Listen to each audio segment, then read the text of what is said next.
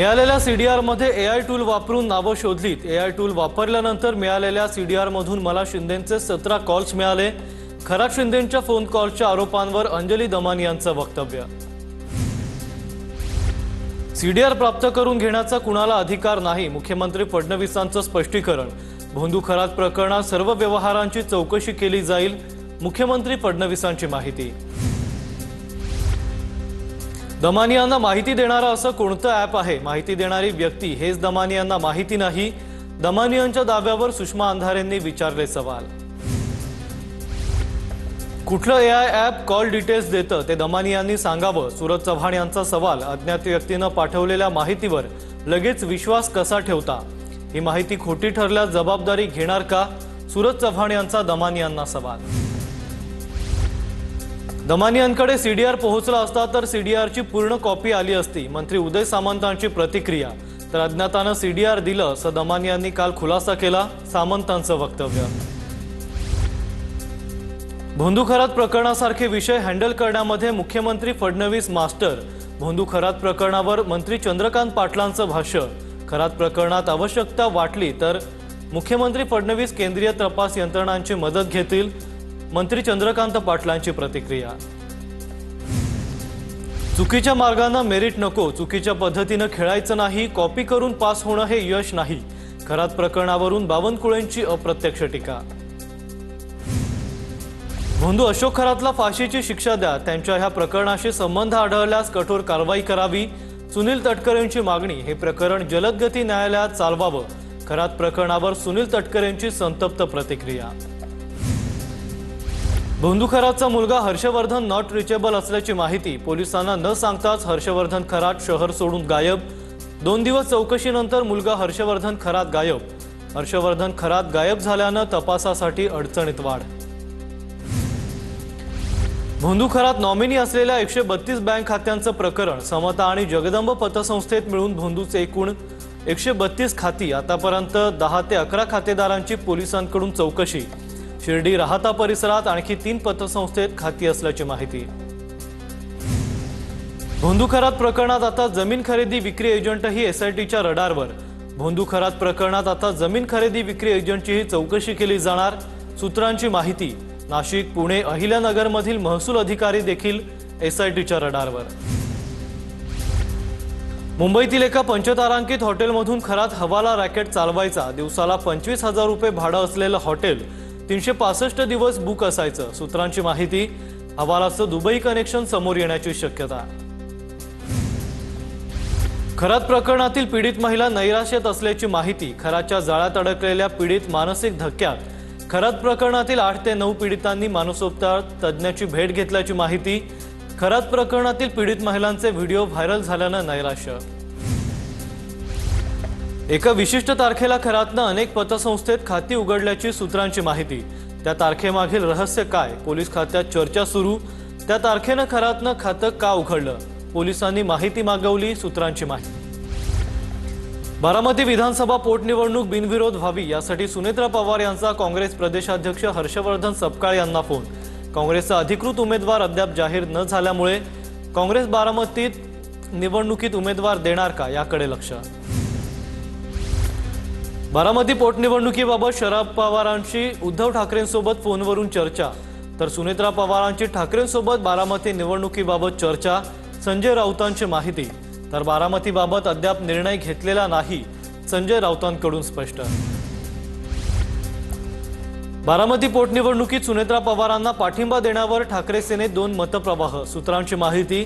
सुनेत्रा पवारांना पाठिंबा द्या, ठाकरेंच्या एका गटाला वाटतं, तर सुनेत्रा पवारांना पाठिंबा का द्यावा, दुसऱ्या गटाचा सवाल, सूत्रांची माहिती। बारामती पोटनिवडणुकीवरून उद्धव ठाकरे संजय राऊतांमधील मतभेद उघड झालेत। भाजपचे प्रवक्ते नवनाथ बन यांचं संजय राऊतांना प्रत्युत्तर। बारामती निवडणूक बिनविरोध होण्यासाठी सर्वांचा प्रयत्न, सुनील तटकरे यांचं वक्तव्य। तर उद्धव ठाकरेंनी बारामती निवडणुकीसाठी पाठिंबा दिलाय, तटकरेंची माहिती। काँग्रेससोबत संपर्क साधण्याचा आमचा प्रयत्न सुरू, उद्या सुनेत्रा पवार अर्ज दाखल करणार, तटकरेंची प्रतिक्रिया। बारामती पोटनिवडणुकीसाठी सुनेत्रा पवार उद्या उमेदवारी अर्ज दाखल करणार। महायुतीच्या प्रमुख नेत्यांना अर्ज भरण्यासाठी निमंत्रण, पाठिंब्याच्या मागणीसाठी उद्धव ठाकरेंनाही फोन। अजितदादांना श्रद्धांजली म्हणून बारामतीची निवडणूक लढवणार नाही, पवारांच्या राष्ट्रवादीचे प्रदेशाध्यक्ष शशिकांत शिंदेंची प्रतिक्रिया। तर राहुरी पोटनिवडणुकीसाठी आम्ही दावा केलाय, राहुरीबाबत मविया नेत्यांशी चर्चा करून निर्णय घेणार, शशिकांत शिंदेंकडून स्पष्ट। बारामतीची पोटनिवडणूक बिनविरोध व्हावी ही आमची देखील इच्छा, मंत्री उदय सामंतांची प्रतिक्रिया। तर राजकारण करण्यापेक्षा सुनेत्रा पवारांना समर्थन करावं, सामंतांकडून स्पष्ट। महाविकास आघाडी एकसंध आहे आणि राहील, संजय राऊतांकडून स्पष्ट। तर बारामतीच्या जागेबाबत काँग्रेसच्या नेत्यांशी आमचं बोलणं सुरू, राऊतांची माहिती। राहुरी विधानसभा पोटनिवडणुकीच्या पार्श्वभूमीवर राजकीय हालचालींना वेग, भाजपकडून अक्षय कर्डिले उद्या उमेदवारी अर्ज दाखल करणार। महापौर ज्योती गाडेंना अक्षय कर्डिलेंच्या विजयाबाबत विश्वास। तर निवडणूक बिनविरोध झाली तर तो क्षण आनंदाचा असेल, ज्योती गाडे यांची प्रतिक्रिया। अजितदादांच्या विमान अपघाताप्रकरणी VSR कंपनीचा मालक रोहित सिंगला अटक करा, जय पवारांची मागणी। विमान अपघाताचा व्हिडिओ पाहिल्यावर सर्वांच्याच मनात शंका, जय पवारांचं वक्तव्य। जय पवारांची मागणी हीच राष्ट्रवादी पक्षाची मागणी, दादांच्या विमान अपघात प्रकरणाचा तपास लवकरात लवकर व्हावा। जय पवारांच्या VSRच्या मालकाच्या अटक करण्याच्या मागणीवर सुनील तटकरेंची प्रतिक्रिया। महाराष्ट्राच्या शौर्याचा इतिहास पुसण्यासाठी मुनींना सुपारा दिल्यात का, संजय राऊतांचा सवाल। तसंच मुनींना मंत्रिमंडळात वेगळं आसन द्यावं लागेल, राऊतांचा टोला। नाशिकमध्ये अंधश्रद्धा निर्मूलन समितीच्या माध्यमातून लिंबू मिरची मुक्त रिक्षा अभियान। अंधश्रद्धेतून रिक्षाला कुठल्याही प्रकारे लिंबू मिरची न बांधण्याचा रिक्षा चालकांचा निर्धार, रिक्षाला बांधलेल्या लिंबू मिरची सामूहिकरित्या काढल्या। सोलापूरच्या माढा तालुक्यातील अंजनगाव नंतर भोसे गावात छत्रपती शिवरायांचा पुतळा उभारला। पंढरपूर तालुक्यातील विनापरवाना बसवलेला हा पुतळा पहिलाच आहे। मदरसे बंद करण्यापेक्षा बुलडोझरचा वापर करा, तेलंगणाचे आमदार टी राजा यांचं नांदेडमध्ये विधान। महाराष्ट्रातील मदरसे बंद करणार असं नितेश राणे म्हणाले होते, असं टी राजा यांनी वक्तव्य केलंय। धर्मासाठी लढणाऱ्या लोकांनी बंदुकीचा परवाना घ्यावा, प्रत्येक घरात 5-5 बंदुकी असल्या पाहिजेत, टी राजा सिंग यांचं वक्तव्य। देशद्रोही हल्ला करण्यास आले तर त्यांना गोळी मारण्यासाठी हत्यार पाहिजे, टी राजा यांचं विधान। आदित्य ठाकरे आणि भाजप नेते मोहित कंबोज यांचा एकत्रित फोटो समोर, मोहित कंबोज यांच्या मुलीच्या वाढदिवसाला आदित्य ठाकरेंनी हजेरी लावली होती। मी चुकीचं बोललो नाही, शब्द मागे घेणार नाही असं राहुल बोद्रे म्हणाले। माझ्या वक्तव्यावर मी ठाम, राहुल बोद्रे आपल्या वक्तव्यावर ठाम असल्याचं दिसतंय। ज्या महिलेला पतिव्रता आहे असं सांगायचं असतं ती मोठं कुंकू लावते, असं विधान राहुल बोद्रे यांनी केलंय। अंजनगाव वादावर पडदा टाकण्यासाठी पुण्यात मराठा, जैन आणि धनगर समाजाची महत्त्वाची बैठक। शिवरायांच्या पुतळ्यावरून झालेला वाद मिटवण्यासाठी तिन्ही समाजातील प्रतिनिधी एकत्र, कटुता आणि गैरसमज दूर करण्यासाठी पुण्यात मंथन। बहरीनला लग्न करणारा जय पवारला आमचे प्रश्न काय करणार, लक्ष्मण हाकेंची जय पवारांवर टीका। ओबीसीच्या प्रश्नांसाठी आम्ही निवडणूक लढत आहोत, जेवढी मतं पडतील तेवढी पडतील, हार जीत नंतर, पण आम्ही निवडणूक लढवणार, ओबीसी नेते लक्ष्मण हाकेंचा निर्धार। सिंधुदुर्गातील ठाकरेंच्या शिवसेनेचे उपजिल्हाप्रमुख निनाद देशपांडेंचा भाजपत प्रवेश, शाखा प्रमुख, बूथ प्रमुखासह पदाधिकाऱ्यांचा भाजपमध्ये प्रवेश, मंत्री नितेश राणेंच्या उपस्थितीत पक्षप्रवेश।